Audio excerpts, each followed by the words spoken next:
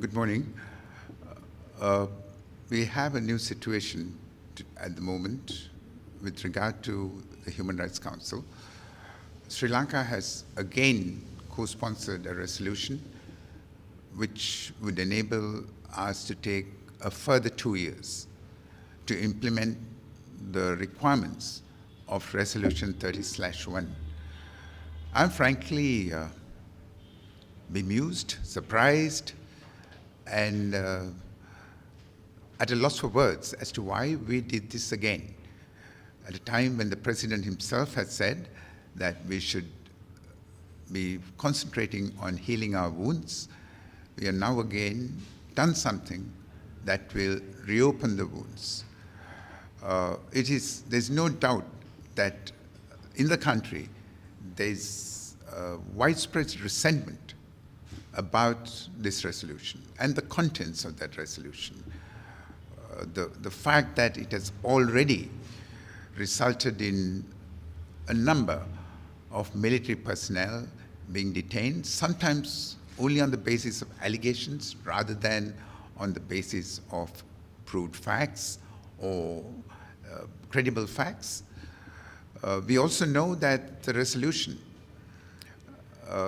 reflected a report submitted to the Secretary General and then leaked to the media by his personal advisors, Darusman Satna and Suka. That report has been widely criticized for containing elements that are inaccurate and cannot be substantiated.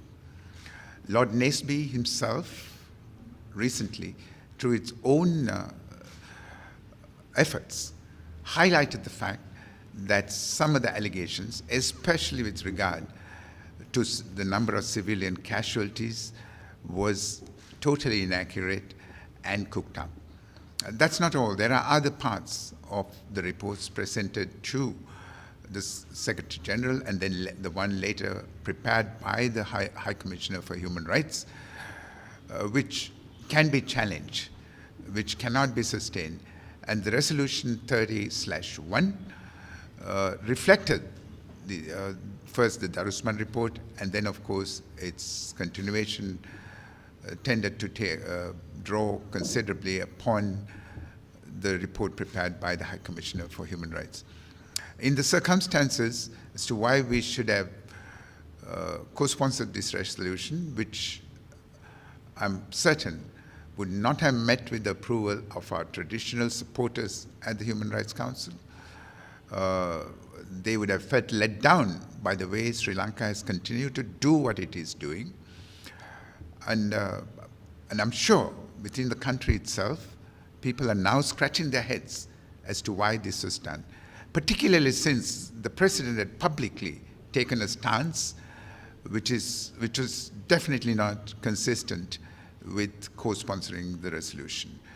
Now we have challenged the credibility of the President, challenged his authority, and in a country like Sri Lanka or any other country, I do not think that's a good way to do business.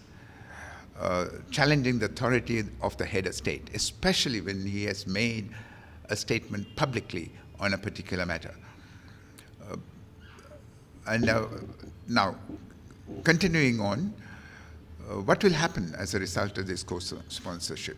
Of course, resolutions of the Human Rights Council have no legal effect. They cannot be enforced, just as much as resolutions of the United Nations General Assembly cannot be enforced. The fact that they cannot be enforced becomes debatable or academic because we ourselves co-sponsored this resolution.